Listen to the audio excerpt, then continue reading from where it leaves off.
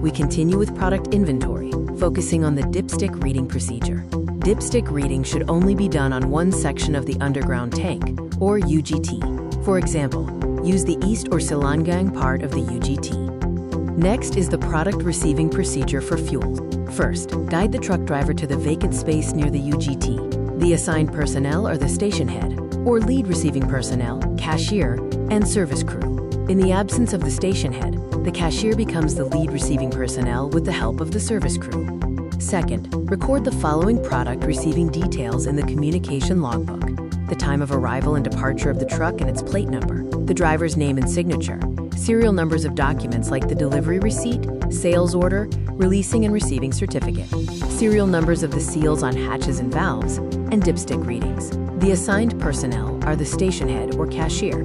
This is an example of the details recorded in the communication logbook. Third, get sample bottles from the truck driver, equal to the number of truck discharge valves.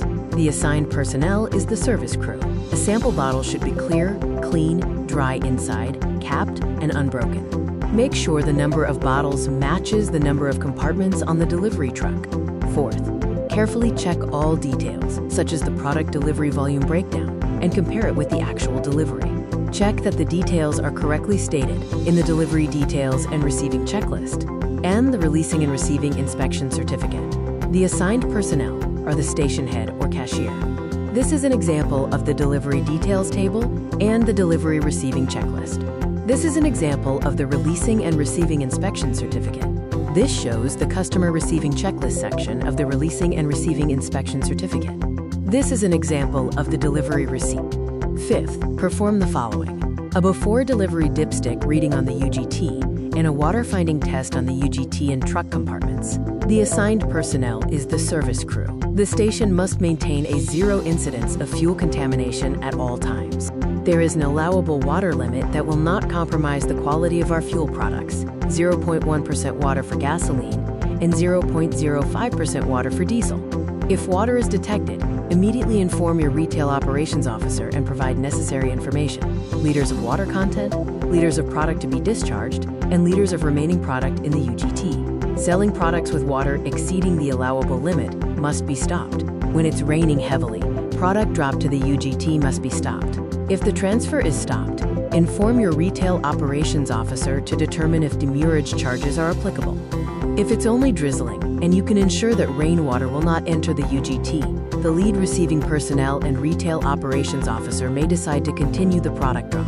Ensure that truck hatches are not penetrated by water and consider the safety of personnel at the station. Sixth, inspect the truck seals on the hatches and discharge valves. The assigned personnel are the station head, cashier, and service crew. Remove the seals after inspection.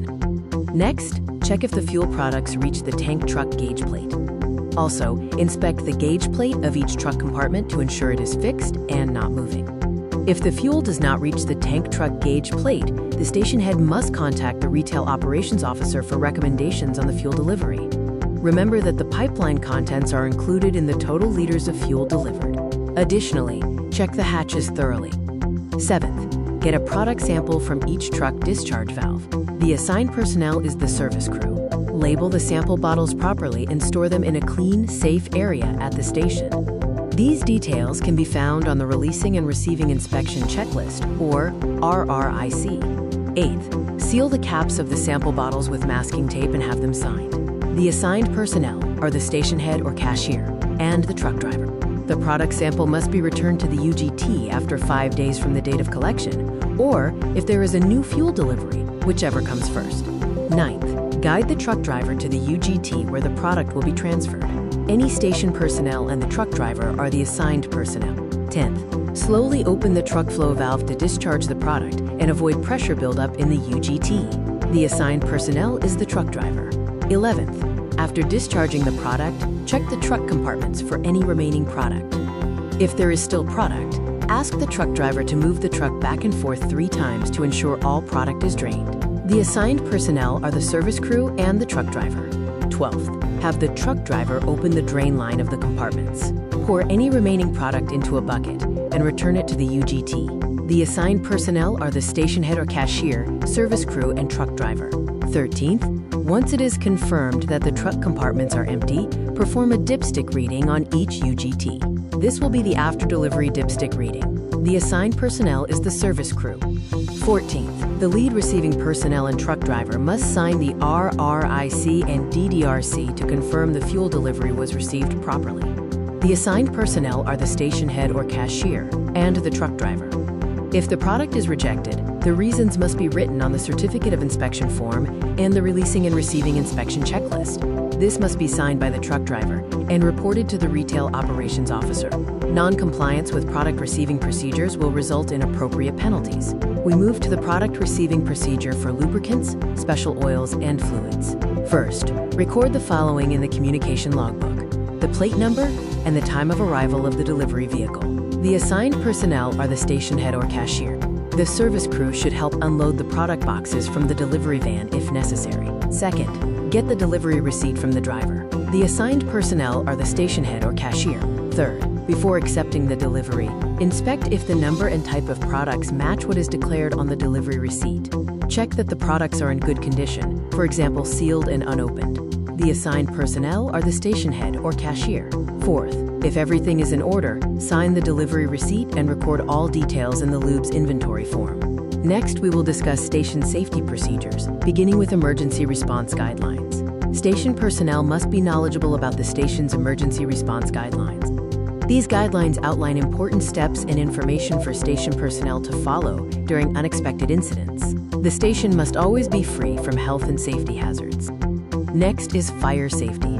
Fire is the result of the combination of three things: heat, air, and fuel, such as paper or wood. This is known as the fire triangle. In case of a fire, the station safety procedures are: press the MPD emergency stop, turn off the main switch in the mechanical room, use the fire extinguisher, call the fire department, evacuate the station immediately if necessary, and immediately inform the station head, dealer, and retail operations officer. When using a fire extinguisher, remember the letters PASS. This stands for pull the pin, aim the nozzle, squeeze the handle, and sweep the nozzle. The video suggests a demonstration of how to use a fire extinguisher. We move on to procedures for fuel spillage, which refers to spilled fuel products. If fuel overflows from the vehicle tank, wipe it immediately with a clean rag. Ensure that nothing in the area can cause a fire. If the fuel spillage is on the cement, cover it with sand and clean it afterward. Next are the procedures for overfill, which occurs when the product dispensed into the customer's vehicle is excessive. First, apologize to the customer. Then, carry out the steps for a fuel spillage. Any costs incurred will be the responsibility of the person who caused the overfill. Now, let's discuss misfill procedures. Misfill happens when the wrong product is dispensed into the customer's vehicle. First, apologize to the customer and ensure the vehicle's engine is turned off. Second, remove the incorrect fuel from the vehicle's gas tank. Third, transfer the misfilled fuel to a clean container.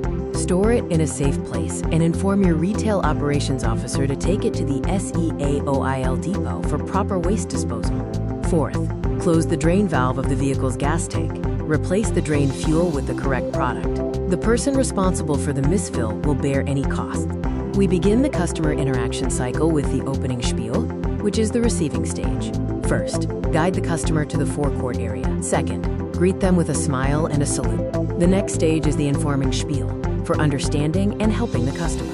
First, ask the customer for the product and the amount in value or liters, and if they will pay with cash or card. Second, punch the amount or liters into the fuel dispenser and state the product and amount again. Use suggestive selling to offer other products at the station. Next, during the hand check, remind the customer of the safety guidelines if they violated any, otherwise thank them. Inform the customer that the dispensing will begin by saying 0 start.